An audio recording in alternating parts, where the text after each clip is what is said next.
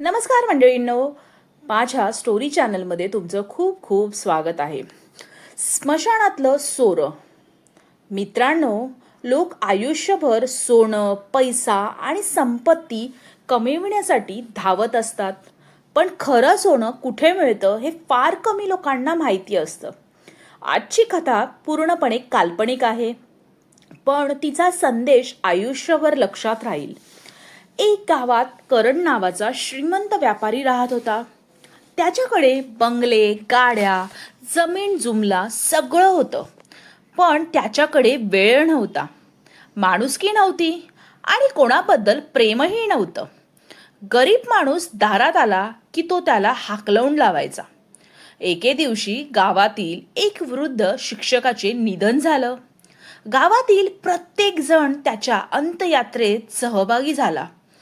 कारण करणही फक्त औषधोपचार करता म्हणून स्मशानात गेला. त्याला आश्चर्य वाटलं, कारण त्या शिक्षकाकडे ना पैसा होता, ना मोठं घर होतं, तरी हजारो लोक त्याच्या मागे रडत चालले होते.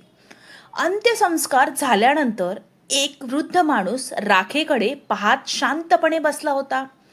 आज गावातलं खरं सोनं निघून गेलं. करणने विचारलं, सोनं? त्याच्याकडे तर काहीच नव्हतं. वृद्ध म्हणाले आणि हसले. त्यांनी आयुष्यभर गरीब मुलांना मोफत शिकवलं, अनेकांना नोकरी मिळवून दिली, संकटात असलेल्या लोकांना आधार दिला. त्यांनी पैसा नाही, माणसं कमवली. त्या रात्री करणला झोप लागली नाही. दुसऱ्या दिवशी तो त्या शिक्षकांच्या जुन्या शाळेत गेला. तिथे त्याला अनेक विद्यार्थी भेटले.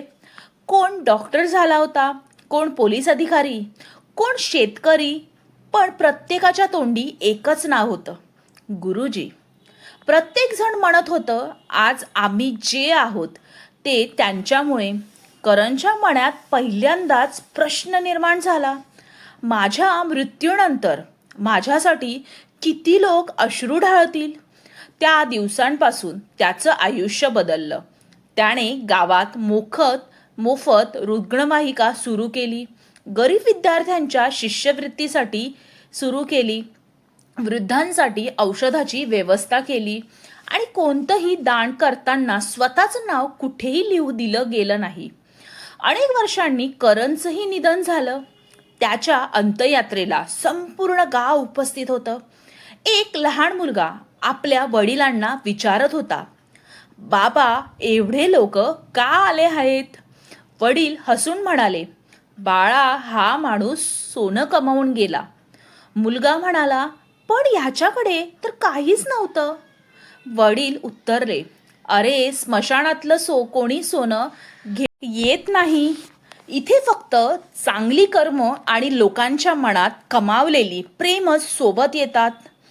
तेच खरं सोनं असतं. त्या दिवशी करणनंच शरीर जळून राख झालं, पण त्याने कमावलेली माणसं आणि त्याचं नाव कायमच जिवंत राहिलं.